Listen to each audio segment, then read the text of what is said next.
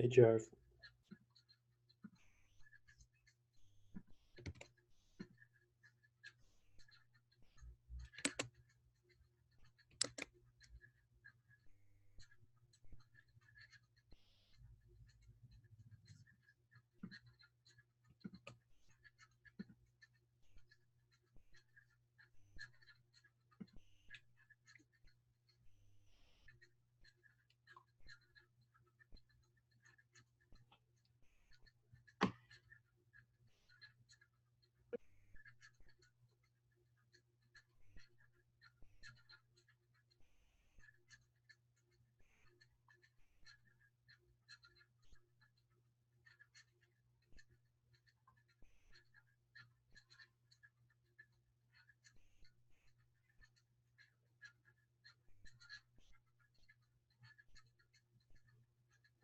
Can you guys see the screen okay? Yes.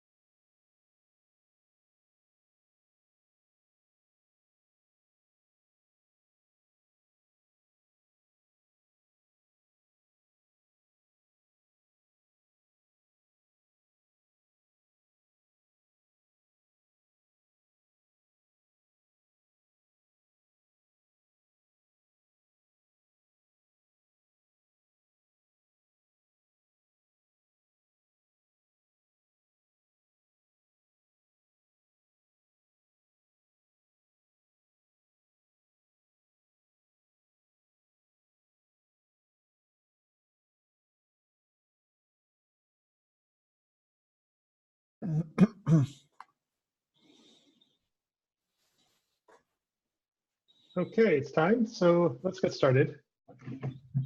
I'm going to be presenting here like some slides on how we migrated the registry service from VMs to Kubernetes. My name is Jarv. I'm an SRE at GitLab. This work was done in the delivery team. Most of the work was done by myself and John Scarbeck.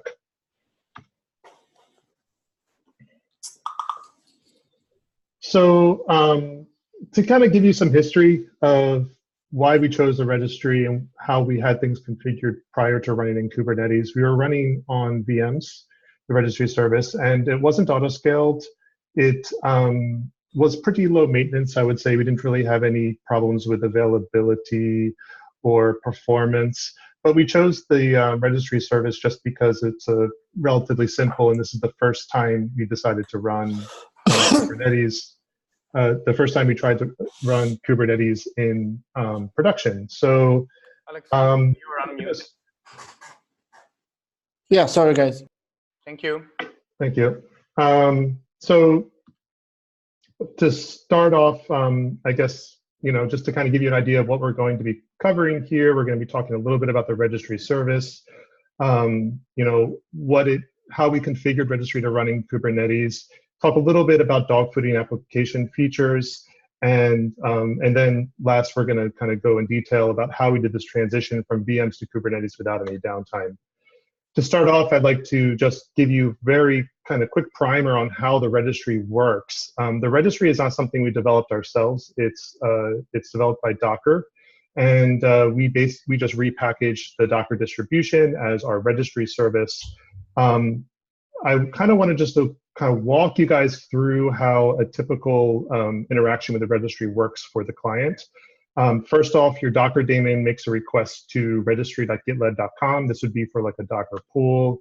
After that, the first request is unauthorized. So then you get a 401 back, and the request goes to gitlab.com, or the client is sent to gitlab.com to obtain a bearer token. And then your Docker daemon retries the request to registry. And then if you're authorized, you're able to do the Docker pull or push.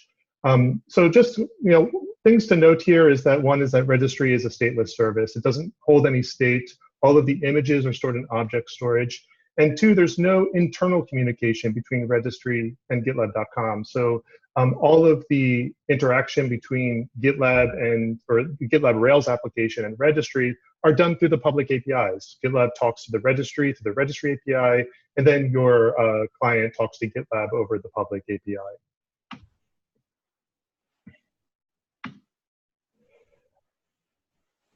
Now we're going to talk about how we configured this cluster. That was the first thing we had to decide, is how many clusters to create, how did we want to install the registry inside the cluster. This is where we landed. We have a private cluster, and we decided to do, instead of like a cluster per service, we're going to have one cluster per environment. We decided, after a lot of conversations, we decided to use the GitLab Helm subchart for registry. Our cluster is created in Google Cloud. We're using GKE, so we have auto-scaled nodes. That takes care of a lot of the maintenance for the cluster. For example, cluster upgrades are pretty simple.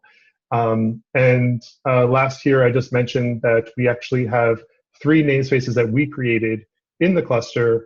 One named GitLab, which is where the registry service sits. One called the CNY namespace, which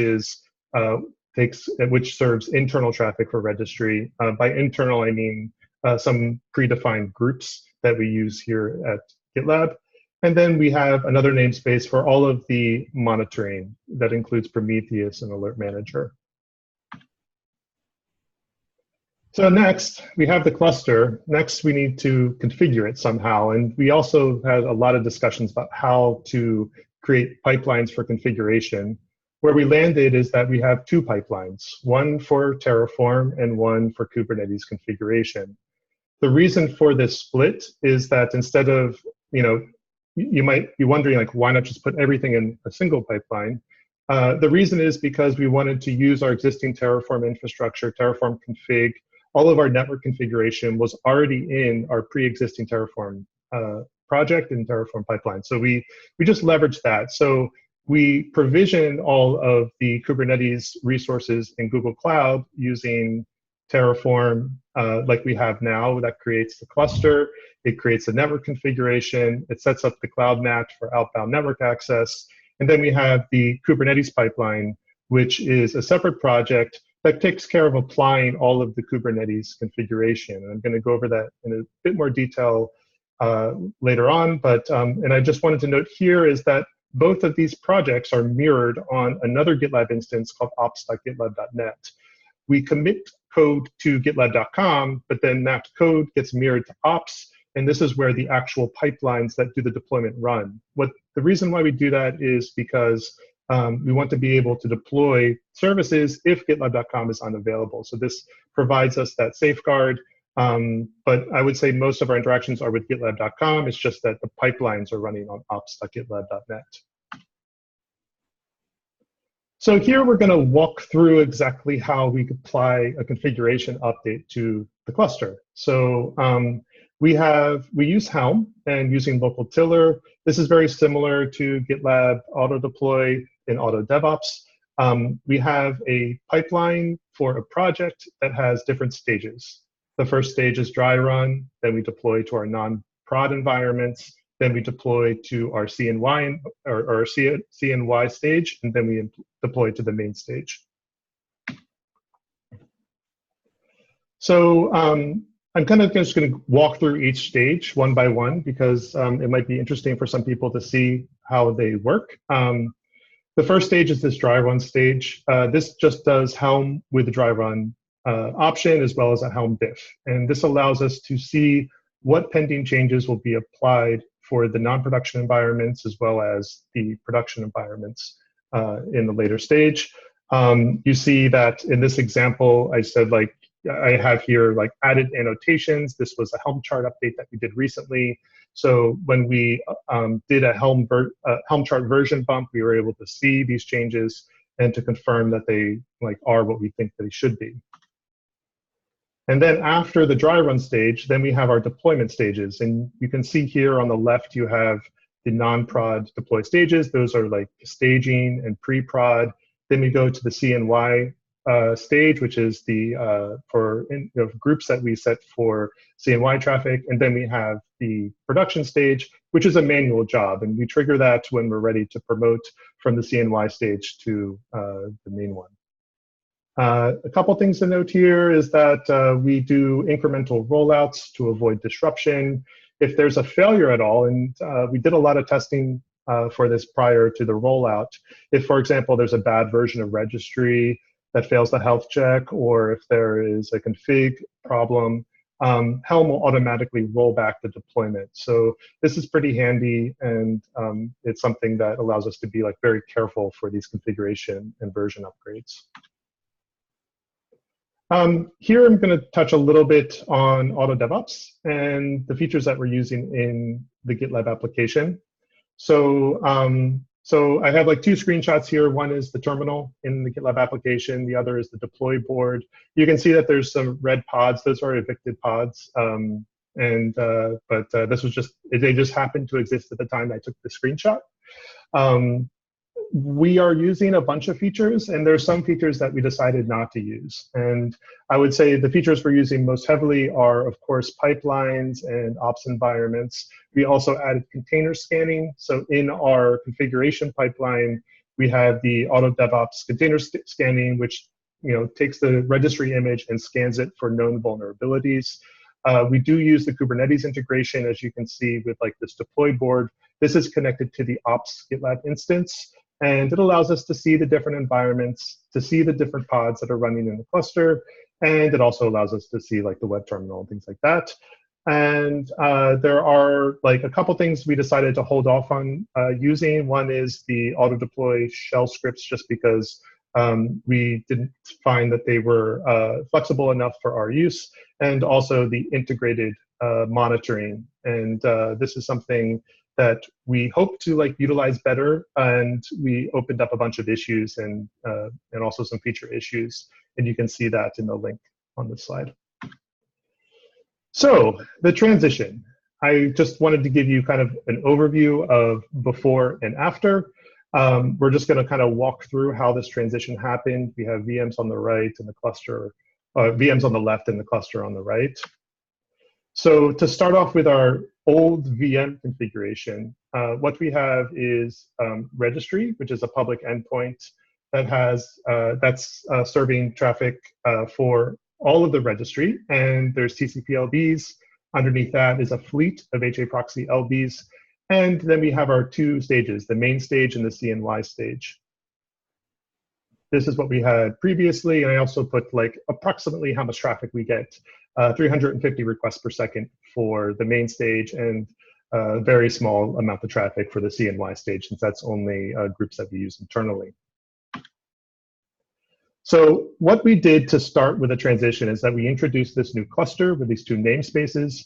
We started off with the CNY stage, and we pretty much just started directing traffic to the GitLab CNY namespace in the GKE cluster. And this was very nice because we got to see a little bit of traffic, only internal traffic, and it also, because it is the CNY stage, we have the ability via GitLab chat ops to turn it off and on quickly if there were any problems.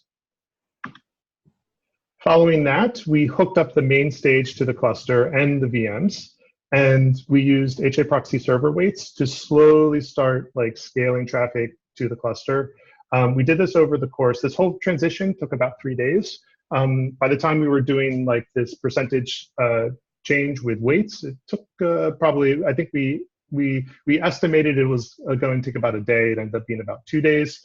But we did it very slowly, and it was a nice way to transition because we were able to have a lot of control over the traffic, and we were able to fall back quickly to the VMs if there were problems.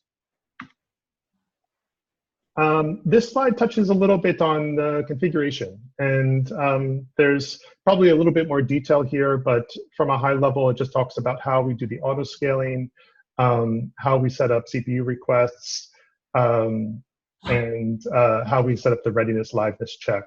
If you're more interested in this, or if you want more details, I have some links at the end and also in the agenda. I wanted to use this presentation to talk a little bit about what worked really well for this transition. I would say, in the end, we were able to do the migration with very little disruption and without any downtime. So that was a big win for the team, and we were pretty happy about that. We also used a lot of the general service metrics that Andrew set up. Those were really helpful for monitoring the transition. I would say also using CI and having all changes go through CI was helpful because we had multiple people working on this project, and it was important that we weren't making changes, with our workstations.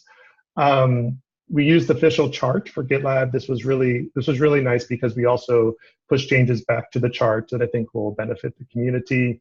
And I also just mentioned here that moving traffic slowly with HA proxy server waits was nice. It was a safe way to do the transition. We also kept the old VMs around and were able to easily flip back to them if there were any problems. And then at the very last bullet here is that we have a new process for production readiness, and we really appreciated all the reviews that the SREs did as well as the security team.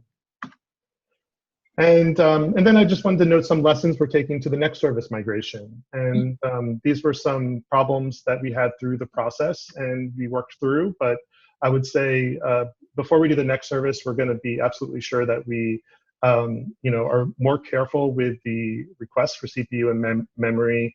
Of course, liveness readiness probes are important. We missed that early on, and we had to fix it. But this course can cause a lot of errors when you're scaling out pods. I would say, in hindsight, it might have been better to over-provision and then scale down, though the method that we chose, which was to slowly increase traffic very slowly, also worked fine. The cluster was able to scale up as we increased the percentage for the weights. And I would say also, there were a couple surprises with configuration. We probably could, for the next one, just spend a little bit more time looking at the configuration diff, because we're switching from a chef managed configuration on the VMs to the Kubernetes configuration with a config map on the cluster. So there's a lot of opportunity for little things to be different, and it's just important to pay attention to that. So what's next? After this, I think we're going to be moving to the next service as soon as possible. We're discussing this as an issue. If you want to, I think actually this issue just closed and we're kind of decided we're going to do Sidekick. But if you have any thoughts about that, please reach out to us either in our Slack channel or on this issue. And we're also adding Plant2ML GitLab integration. This is going to be running in the cluster. So this is going to happen probably sooner than Sidekick, but Sidekick will be the next major GitLab service that will run.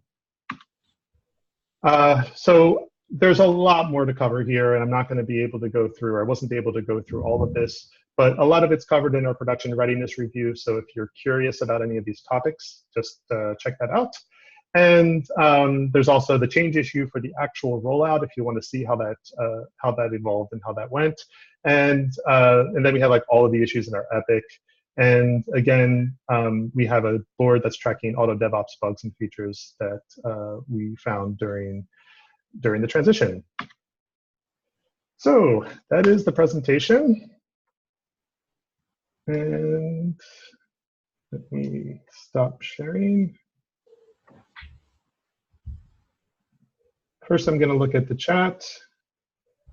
Joshua Lambert, it says you should be able to tail logs. Oh, cool. Okay. And do both, Matt Smiley writes, do both the VMs and Kate's pod access the same storage buckets for their container images? That was yes. About your transitional state, yes. Just making sure that the state was shared. Yes, it is shared, and the fact that we were using object storage for the images made this fairly simple because we didn't have to migrate the bucket or anything like that. Sweet, that's great planning. Cool. And Ben asks, what improvements to traffic routing do you think we need to do more migrations? Yeah, I mean, this is a really good question, Ben, and I think another thing is getting rid of the HA proxy layer in front of registry and handling the request routing in Kubernetes itself. That's something that we'll need to we'll probably end up doing, but we're still just only thinking about it for now. I think keeping HA proxy for traffic routing at the very little traffic routing it does was helpful for the migration. Our next service is going to be Sidekick, so I don't think there's going to be too much concern about traffic routing. Is there anything else to that, Ben, that you wanted to ask? Yeah, no, it's one of those how do you get traffic moved around live without interrupting users? And I think about things like we have the HA proxy in front for a lot of stuff, and we also have we have a WAF work that we're working on, and the same thing goes for do we want to use something like a DNS based traffic cutover system to do some of these migrations where it's just like we have a lot of traffic and we want to do it smoothly and we want to be able to do it in a safe way. And this was great. I love the HA proxy weighting that you did. That's like 100% like best practice for how to do that kind of traffic movement. Thanks, Ben. Yeah, I think and I think now it's really the only thing HA proxy is giving us is we have IP filtering at HA proxy, which is something we could do. We don't need to use HA proxy for that, and the canary traffic, and that's something I think I would like to do it in the cluster, but we just haven't gotten around to thinking about how we would do that yet. Cool. Devin has a question. How can this be used to deploy K8's registry to an arbitrary environment? Does this only work for gprod and gstage? So we have in our README how you can use the same configuration and the same subchart for testing the registry locally. As far as using what we have now to set up an ephemeral environment, we don't really have an easy way to do that. For testing it locally, because it's the registry, you need to also have a functioning GitLab server to really test it out end to end. And you also need a place to put your images. So what we typically had been doing was to test it locally, we would copy the configuration from pre-prod, which is not a production deployment, but rather just more like a test bed. And then we could test it locally that way. Ben, does this open up the option to deploy registry front ends in multiple global regions? So the cluster is only in a single region, and I would say our storage is global. The bucket is global, and I would say yes. I mean, I think if we wanted to make the registry service much more available, we could have multiple clusters in multiple regions, and that would be really cool. I think part of the issue right now is that, of course, we are tied to a single region for GitLab, and registry doesn't work without GitLab. So, but it could be part of our multi-region strategy. And any issue with caching? Yeah, so that's a good question. With regard to caching on the registry, currently registry only uses in-memory cache. It has the option of using Redis as a cache, which is something we may add later. But even when we were running on VMs, we were using in-memory caching. So I don't think there's any issue there. Cool. I think that's the end of the questions. We have a few more minutes. If there's anyone else on the call, feel free to speak up. Otherwise, we'll end the call. Hey, this is Josh. I just want to say thanks for doing this, and also thanks for using the chart and contributing back. Those MRs were awesome. And there's actually a note on Hacker News that we started using your own chart and actually had some nice fixes. Cool. Folks are paying attention, and yeah, thanks for that. Really appreciate it. And this is super exciting, getting the first workload in Kubernetes.